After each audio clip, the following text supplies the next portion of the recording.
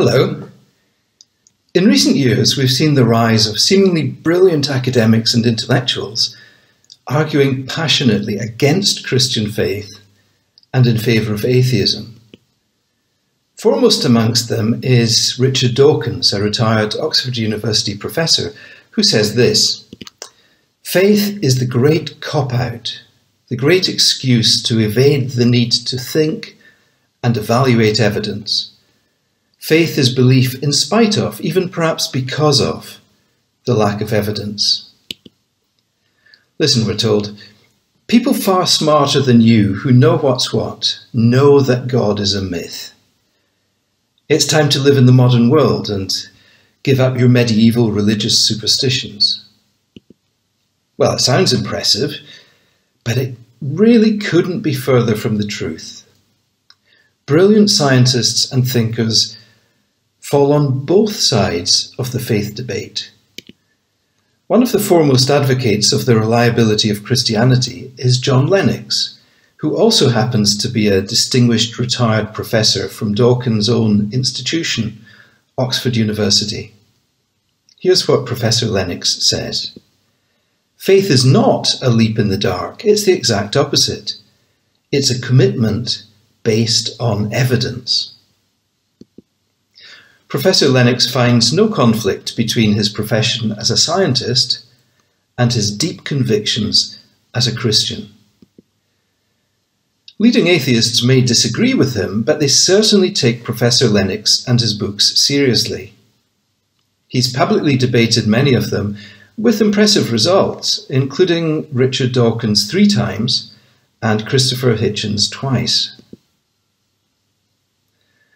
I'm pleased to say that we've got a great event coming up on Wednesday, the 9th of September at 8 p.m, where Professor John Lennox will be speaking to us at Christ Church Ewell and a number of other local churches on these matters, exploring questions such as: can a scientist be a Christian?